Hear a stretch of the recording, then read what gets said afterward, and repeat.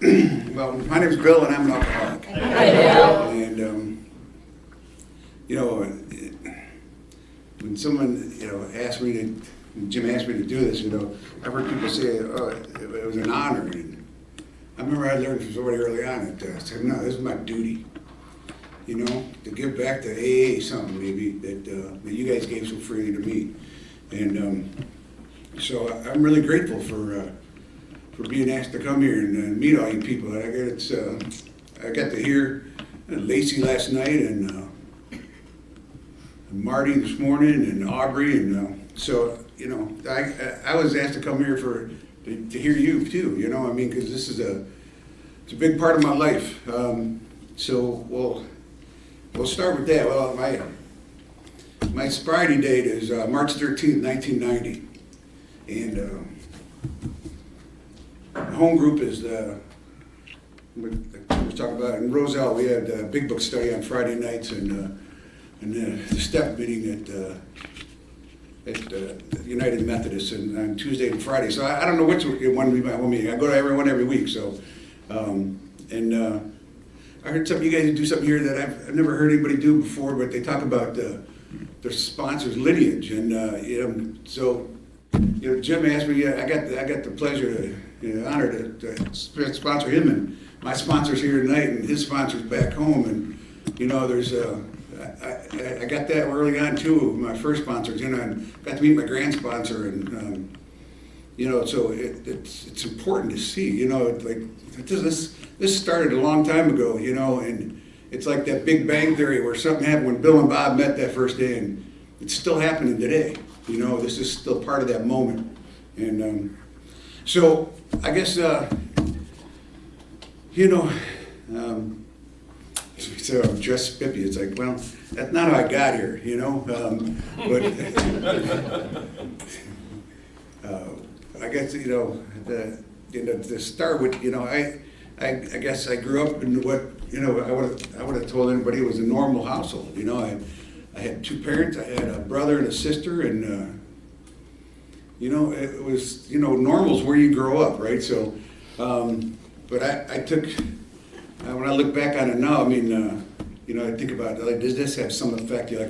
My parents were of the type where when you were a kid and you were teething, well, they'd spread a little brandy in there and it'd help your kid go to sleep. And if you had a little sniffle, they'd make me a hot toddy, which was like tea with orange juice and a little bourbon in there. And it's like, so I think about, maybe did I become an alcoholic because of that? But I got a brother and a sister who grew up in the same house, same environment, and they never acted like me. When I really am honest with myself, I acted alcoholically before I ever had my first drink. So I remember growing up thinking, I just didn't seem to fit. I always was trying to fit in somewhere, So I was the class clown at school. I was, I was doing anything to fill a void. That's what I recognize it now. I didn't know what it was then, but I was always trying to find something to fill a hole. Really, that's what I look at it now. And so, anything I could do to not feel myself. And that was getting into like what they call like Daredevil mentality. Evil Knievel was my hero, so I could jump over something, off of something, whatever I could do, well, I think I wanted to be, appreciated or recognized or something. I was always looking for something, and so, in school, same thing. It's I tried to fit into every group, I did. I tried to fit in everywhere. My dad was a doctor, so I had that kind of upbringing where I was around people that were educated, and so I wanted to fit in there. But when I got to school, I wanted to fit in with the other kids, So I fit in. I was a chameleon, and I fit in wherever I could, however I could, and I got really good at it. And so, but I feel like I was a happy kid, But there was always something missing, and I was always chasing it, and I think it was in the 70s when I had my first drink, and And then pretty much it didn't matter what the temperature was outside, I wanted a drink. So I always wanted to say that, but yeah. So I did. I was pretty young when I started, and but it was common, everybody that people come to our house, they'd have a highball or a cocktail of some kind, and my parents, they would drink sometimes too, but most they ever did was giggle, but it just seemed so commonplace. So, but when I had that first drink, something happened, and probably you can all relate. That warm feeling came over me, and all of a sudden my acne cleared up, and I felt taller and better looking and funnier, and it seemed to be the answer that I was looking for all those years that I was trying to, fit in somewhere, and this is like the magic elixir for me, and so. A lot of people talk about, the blackouts and all that kind of stuff, and I look at it as a blessing now that I didn't black out. I can remember every single moment, so I have nothing to blame on. I was in a stupor or something like that. So I don't know, but it seemed to be exactly what I was looking for at the time, And maybe all those places that I wanted to fit into, it kind of felt like I did when I was drinking, And but I was still chasing everybody's approval,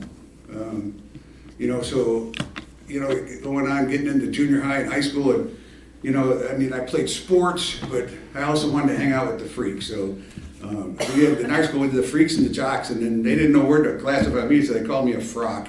Because I fit, I wanted badly to be liked by everybody, and so that seemed to be the trick. That was the natural lubricant, was drinking, and then I don't know about growing up down here, but there was drugs in Illinois, and I was an equal opportunity abuser.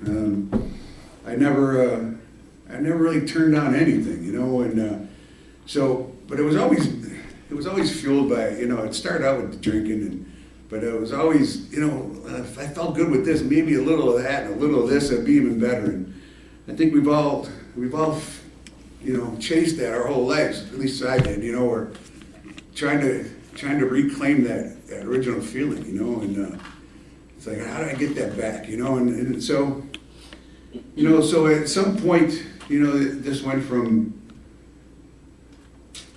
being, like the answer to all my problems to being my problem. And I don't know where it was I crossed that line, or if I never did, or was I really just born this way? Because, like I say, I got a brother and sister who grew up with the same thing, and they never went this path. They never abused and misbehaved like I did, and they would ask you, like, why do you do that stuff? And I didn't have an answer for them, But,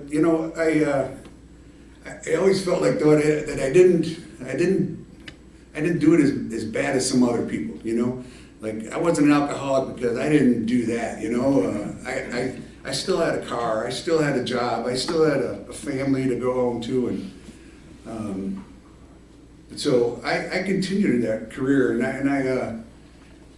then it was no longer just fun. It was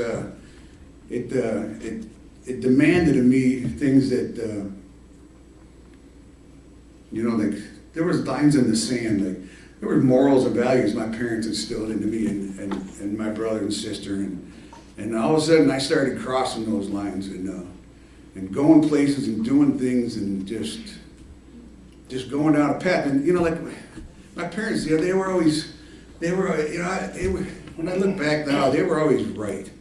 They didn't always have the words right, but they had the right intention. It's like, those friends you're hanging around with aren't a good idea, and the path you're going down, and when you're a teenager, you just think you know everything, so you just keep plowing through, and then I started losing friends, to this addiction and this disease, and before I left high school, my parents said they couldn't believe that I'd been to more funerals in my short time than they had been in both combined, all their whole lives. And, but it still never dawned on me that the path I was taking, was what's it, you know, I was still having fun, you know, and so I never really put two and two together, but this went on for many years, and you know, it changed my trajectory, you know, where I was going and the things I could have been doing, and you know, there was never a relationship that lasted. There was never any, you know, I used to say I had best friends, but when I really look back, I had partners in crime, you know, I had drinking partners and people who had the same, you know, aspirations and goals, which isn't really what that is, but that's what I would have thought to say at the time. And I started, you know, and I was always still chasing something. I knew I couldn't, this wasn't it either, but I figured, you know, I tried to, again, fitting in everywhere I could. And so, but then I started hanging around in places that really didn't belong, you know. You know, went from, you know, being the life of the party to, I don't know why this is just coming on and off, being the life of the party to, you know, trying to find people like me. And so I started going to places that really weren't so desirable. And, you know, and then started being there so much, well, they might as well put me to, you know, put me to work and put me in charge of being a bouncer at, you know, at a biker bar. And, you know, it's just like, it's like I was trying to fit into that crowd too. And I guess just to qualify, if I was an alcoholic, I got fired from the bar for drinking too much. You know, so, but yeah. I mean, I should have known when they started paying me in bottles of wild turkey instead of, you know, give me a salary. Just here, this is your salary for the night, and you know. But so this is where it just kept going, and I still didn't see a problem. I still had a job. I still drove a car. I hadn't had a DUI, and so I hadn't done all those things, you know, all those yets. But then a little later on, I got involved in some things, and I started experimenting some other things, and you know, we've all seen it out there. There's a white substance that has an accelerative process to this disease, and I'm grateful now that that came along, because it sped up my spiral real quick, and I started just going off the rails. And so I remember my mom, she called me and she said, we're going to go see a counselor. And I said, all right. But the only reason I went is I thought it was for my dad. And so, but I showed up to this, and it was an intervention for me. You know, it was my whole family there, and you know, and my extended family too. And they all were, you know, I thought, like I said, I showed up, I thought my dad was going to be in the hot seat, and it was me that they were talking about. And so they were just talking about how they had seen my life just spiral and out of control, and that I had gotten to the point where I had done things to people that you should never do to people. And I had things done to me that I should have never allowed happen to me. But I did it all in this pursuit, you know, of chasing this dragon that, you know, that I no longer had any control over. And so after this intervention, they suggested I go to a treatment center, and I agreed to do it, thinking, well, this is what I have to do to get them off my back. And you know what? I think I need help quitting this one thing, but I still had lots of tread on the tire for the other pursuits I was still going to do. I hadn't hit all the bottoms yet that I had with I don't know, you know, that some of my friends had, but so I decided to go to that treatment, and it was a 30-day program, and you know, I got there, and so it was really kind of like you see on TV. It was like, you know, they fed you, and they just kept an eye on you for a couple of days, and it didn't. I mean, the nurses and doctors there didn't really have much. They tried to tell me some statistics. You know, that you know, there was 10 of us in the room. They said probably only one of you going to be the one to recover, and I'm thinking that just seems kind of, you know, I didn't really go fall for it. Like, you know, that's the way I was thinking. And but then on Friday night, they had a group of men come in there, and it was called a Wanderers group, an AA group. And they come into the hospital, and they come in and they sat down and they told their story. I don't know why this cuts out, but I think it's me shaking this. But they come in and they started telling they're sharing their stories. And but what I heard was them telling my story. So I'm pretty intelligent here. I'm thinking they gave those guys my file and they got to read it, and they were reading back my own stories of what I had done out there. And that's the grandiose thinking that I come with. But but it started going around the table, and then there was just so many things that these guys were saying that, and mostly what they were telling me was how they had tried something and tried to do something else, and then how the results didn't come out. It always turned back around, and they were back up against the same old problem. So that basically what they were doing was they were using up all my trick cards. I didn't have any. By the time that meeting was over, I didn't have any aces up my sleeve that I could go back. I was still thinking I was going to be able to learn how to control this one thing, but I was still planning on going back out there and enjoying the rest of my life. That's the way I thought of it at the time. But so it started going around the table,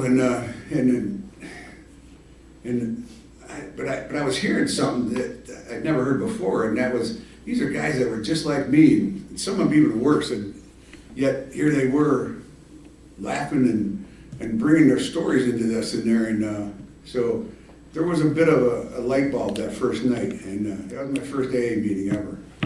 And when I think of it now, it was kind of funny because when it went around the table, it came to this few people that were in treatment there, and I had paid enough attention, and so I said, "My name is Bill, and I'm a cocaine addict with possible alcoholic tendencies," and they all burst out laughing just like you. And they said, "Keep coming back, you know." So when you're at this treatment center, the first week or so, you were limited to this one meeting that came into the hospital, and they said, "We're going to be back here next week." And week went by, and guess what? All of those same 10 men showed up again, every one of them. And that spoke volumes, more than any words they said. And after that night, I was able to get like a hall pass, and those men could come back and pick me up and take me to a meeting. And I started doing that every day with these guys. And a lot of it didn't make sense what I was hearing around these tables, but there were still those little seeds of hope that they were planting. And so by the time my 28 days were up, they pretty much made it clear that if I was going to have any chance of sobriety, that I was going to have to give up all mind and mood altering substances, and I was going to have to jump into this pool, both feet, and don't hang on to the edge. And they told me if I chose to do that they would go on this journey with me. And so when I got done with that 28-day program, and I'm not sure, well, I do know. I went to a hospital that was farther up north. It was in a rural area, and I went there because it was a friend of the family. Her sister was the treatment counselor there. Sorry if I'm knocking this out. And that was another blessing, and I really never realized until later, some years later. So she was my sister's best friend, my sister's best friend. It was her older sister that was his treatment counselor, and she told me some years later that she, in her whole career, she never asked God to help somebody specifically, but she said, if I can get to save one person, let it be him. And she's like my guardian angel, But so these gifts that just keep coming, and I don't realize it. So when I got out of that treatment center, they suggested I go to a halfway house, but it wasn't like something I could just jump into.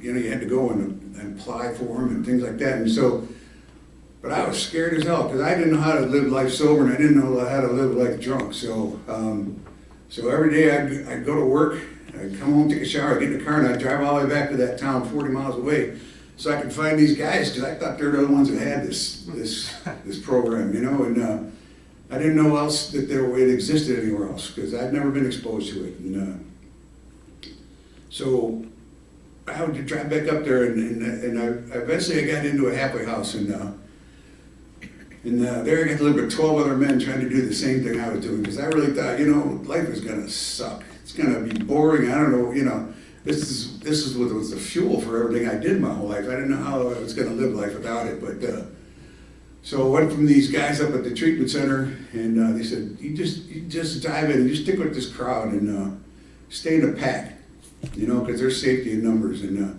so then you're gonna go out and search for the winners, because the people that have what you want, you're gonna go ask them how they got it. So, we were like a pack of wolves. Every night we'd go to work, come home, we'd have to take care of the house, cook for each other, take care of everything, and we'd all get in 3 or 4 cars and drive to a meeting. And we'd come home, and we were supposed to do that every night. That was one of the conditions of staying in this halfway house, and so we did, man. We would now I had some compadres, and there was people that all felt the same way I did. Like, man, I don't know what we're gonna do, but at least I got some buddies here that are feeling the same way, and we're all looking for the same thing. And so we did that. We did that every day. And on Sundays we would change it up. We have a big directory in the Chicago area, and so we'd take the book and we'd stick a finger on one of the days, and whatever town that was, we would go to that town and search out a meeting, and we found that directory and go look for our family that we didn't know was out there yet. We just hadn't met them. So that's how I started, and then it was about getting a sponsor, and so there wasn't. I had to find somebody that felt like I did. That's what I thought. So I found this guy. He was a big biker dude that looked like like if anybody had been any lower than him, and he could get back up on his feet. That this guy had something that I wanted. And so I'd asked this guy to be my sponsor, and he said, "All right, well, we're going to have to do a few things here, though. I want you to go to a meeting every night." And I said, "Yeah, they told me that in treatment. They said I should go to a meeting every day for 90 days." And he said, "You're going to need to go to one every day for a year." Because I think you're going to find it's going to take a while for this to sink in. And so I made the commitment to do that, and then he really got involved into this program, because this is what was going to save my life. And so it was all about the unity, in recovery. He said, "So we're going to go to meetings, and we're going to go to treatment centers, and we're going to, and he didn't tell me what to do. He said, I signed us up for a meeting for the next year. We're going to go there every Tuesday night." And it's like, so he set an example by taking me on the journey instead of just telling me what to do. He didn't, it's like, show me. So he sure did. And we got involved in all kinds of things, especially in the AA, but he also told me that, or taught me that it's all about, like it talks about in the 10 step, practicing principles and all our affairs. I haven't gotten anywhere near that yet, but, we would do things like, when McDonald's would have that, rollback where they'd have 25-cent cheeseburger, we'd go buy bags of them, and we'd get in the car, we'd drive down to Chicago and go to where all the homeless were living underneath Lower Wacker Drive, and we'd go hand out burgers and talk to them and see if there was, maybe we'd be the only vision of a big book they'd ever seen that day or in their life. So we did things like that, and we had these, in the wintertime, we had these churches in this town that they call them pad centers. They would provide meals and beds for people that were down on their luck, and we would go there every Tuesday night. That was our sponsored night, that was the night we'd get together, go over stuff, then we'd go do service work. And so we did service outside of AA. We would go anywhere, and it was just an incredible thing. This guy didn't tell me to do anything, he showed me everything. My grand sponsor, he would ask me stuff like, are you praying yet? And I'm like, no, and he'd say, that's all right. Me and all the guys in my wander group are paying for you, but I can't cover your ass forever, And so he came and met me right where I was, It's like, he didn't tell me what to do. It was like, this is how it works. And so, and then my sponsor, he's talking to me about that too. He praying, like, no. I said, well, come on, we're gonna get down on our knees and we're gonna hold hands and pray together. I'm like, great, I got Jeffrey Dahmer for a sponsor. That's what I said in my head, but then I said, okay.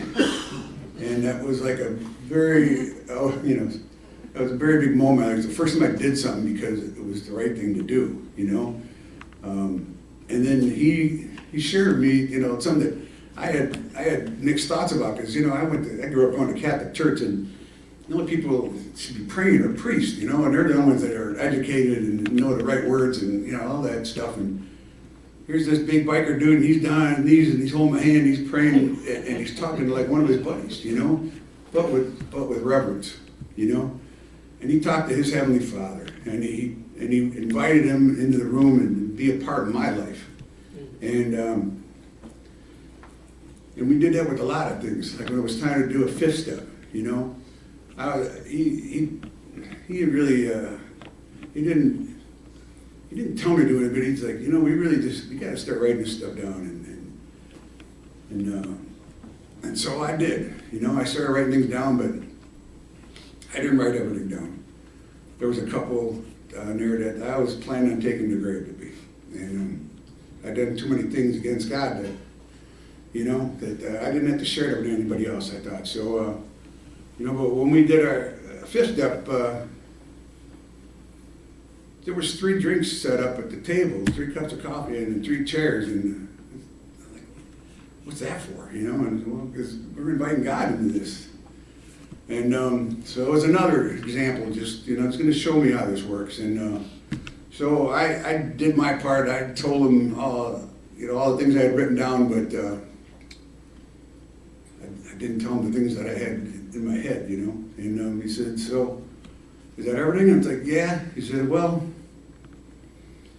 he goes, why don't you tell me things you weren't going to tell me? Because I know I had some of those, and then he shared them with me. These are the ones I wasn't going to tell my sponsor, but he gave me that gift too, and he said, not tell me the ones you weren't going to tell me. And so he shared with me the things that, were those take to the grave things, and that vulnerability allowed me to take that leap of faith. And that's something that I'll never be able to repay this program for. It's the people just taking this journey with me and going that extra mile, because when you talk about the beginning, the people used to read the big book and they lived out in the middle of nowhere, and then they would just get the program like that. It's like, there's no way. I mean, it took every single person that I met. They would plant a seed and somebody would plant another one, and then they would demonstrate what this program was about. They didn't tell me, they answered my questions when I had them, and so I'm forever grateful for all of you, my family, and so I've been really blessed with to be able to walk through. So I learned early on, and I did go to a meeting every day for the first year, and I kept it up probably quite a bit longer, because you know what? I still had those tendencies where, I wanted to go back and have my old playmates and playgrounds. And in fact, one time we were at one of those sponsor nights where we were talking, and he heard something. I must have been, reminiscent about this bar that I was talking about that I got fired from. And I always thought I was like that Norm on Cheers, when I walked in, hey, Bill, so I think I was still believing that they were missing me. And so one night after having dinner, we get in the car and we went to a meeting, and all of a sudden it's like, where's he going? It's like, oh, then I knew. I recognized where we were going, and I'm like, man, I don't know why I got so scared, but it's like, I kept thinking like all these people are, they probably had my bar stool on the wall, and my spot roped off, where nobody could go because that was my spot. And I guess he needed to shatter that image in my head. And so we went to that bar, and we walked in, and nobody noticed. Nobody noticed. It had been several months, and I was a regular fixture there. Like I said, there's my chair. There's somebody else sitting in it. Wow. So that's another thing that you won't get just, being on the fringes, you gotta get in, you gotta dive into that program and get involved and doing the service work, like on the coin, unity, service, and recovery. It only works when it's the three of them combined. And so I stayed involved, and doing service work, and that's it. In the beginning, it was, again, it was one of those things my sponsor signed us up for. There was a meeting at a treatment center that had dwindled down to nothing, and he said, we're gonna go take over and do that meeting again. And we would go there, and it would just be us two for a long time, but we got the coffee machine working, and we set up chairs, and we would do all those things. And back early on, you could smoke, and empty ashtrays. So we would dive into these things and together, because you know what? Now I know it was for him too. It was for his sobriety too that we give back to this program that gave so freely to us, and so we would. It never ended. When my sponsor took a stumble after some years, but it was, it was a low part in his life, and he went off. He stumbled, but he never put himself on a pedestal. He put this program on a pedestal, and our higher power. And so that wasn't enough to set me off course. I got another sponsor, and I got back into working these steps and doing the best I could. And there's just so many miracles that have come from this. And I've been fortunate enough to go to an international conference. We got to go, and Sandy over here got to bring one of her sponsees, and we went to a place in Atlanta that was built for the Olympics, and there were 70,000 alcoholics in this building. And they had that floor down there with all the people that had 50 years or more, and it was filled. And we've also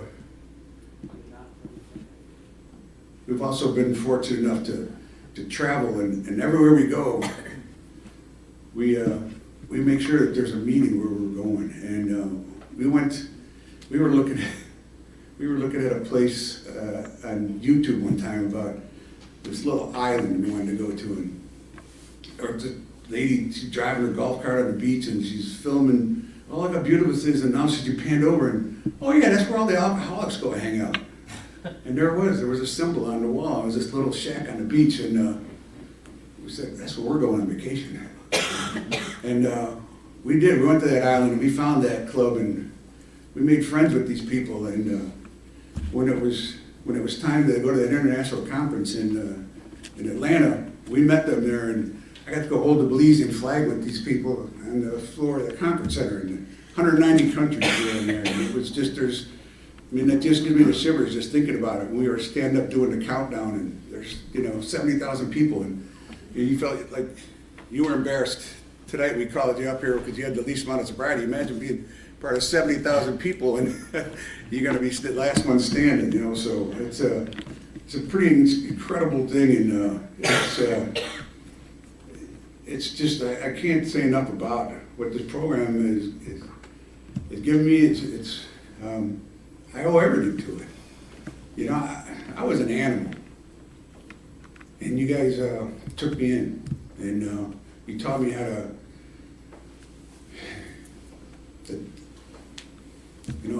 ask for God's will to be done in me and through me, and part of that is giving back to this society of men and women who go to any length, to keep other people that have are suffering from this disease, and I was really grateful for that too early on. That because when I first started going to meetings, I think I mentioned it. I had experimented with other things. I thought in the beginning, I better go to NA and I better go to CA, and I tried some of those other things. But what I found was in AA was long-term sobriety and people that had something I wanted, and that's what they kept telling me. Keep coming back and stick with the winners. Well, so you guys let me hem and haw about, well, I don't know if this is for me, I don't know if I'm in the right place or whatever. They just keep coming back, and I'm so grateful that nobody's ever given up on me. And I'm really grateful too to my family that they I know now it was God that He picked a time when I was just ripe enough for the picking. That I had seen a little glimpse of what this disease could do, but I wasn't convinced I was done yet. But I took the opportunity to get me in that treatment center where I met a bunch of guys and girls like you that they shared their stories and they've already gone out there and re-experimented, and I've never had the need to go back out there, and that was only because you guys shared that with me, and I didn't have to, because you already told me how it works, and you tried this, tried that, tried changing that, came back the same results, and that's what I've been blessed with, that God gave me the ears to hear, and if you pick up anything in my life now, and I got a new cat at home, if you turn them over, it's gonna say property of AA, because this, it's just an amazing miracle, and I don't use that word very, but we're all miracles in this room, because there's nothing short of God that could have saved us in this life. And I've buried lots of friends. I've had the opportunities to, early on, I had a friend who, he was a drinking partner, but he asked for my help, and my sponsor and I went over there and 12-stepped him, and he asked my help again and again, and I really wanted to be able to give this to him, but my sponsor had explained to him, it's not mine to give. All I can do is plant the seeds. And that drinking partner of mine ended up spending more than half of his adult life in the penitentiary due to drugs and vehicular homicide. And it wasn't the first time. It was there was many reasons. And so he finally, after all these years in prison, he just recently got out, and he looked me up again, and it really tugged at my heartstrings, because we all know that I am responsible when anyone anywhere reaches out for AA and want the hand of AA always to be there, and I really had to listen, and it wasn't the hand of AA that was reaching out to me. It was a guy looking to reminisce about, remember that one time we went out, and I can't say, but there's been times where God's blessed me, and I know he did this because I probably needed to hear it, because there was times where I thought I really wanted to be able to save somebody, and it's just not up to me. But I was at a meeting one time, and this guy came up after the meeting, and he says, I remember when you were here, and you said this, and it changed my life. And I don't remember that guy, and I don't remember saying that, so I know it wasn't me talking, that was God talking, and that's what I pray for when I come up here, is that God's, he's a pretty good ventriloquist, and I'm hoping if somebody needed to hear something today, that he used me as that conduit, because I don't have the power, but he does. And I've been blessed in so many ways. My fiance is sitting right there, and she's in the program, and none of that would ever happen. Had those guys that come into the hospital that day and brought this program to me and gave me a chance.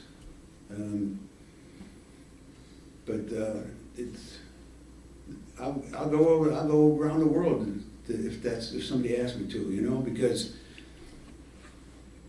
that's how this program works. And it's something I could do just to share my story, and there's some morsel that you can get here today. That even if it's just a seed, but someday. So I don't think I'll ever be able to express it in words, how much this program means to me, and how much I'm hoping it would mean to every one of you.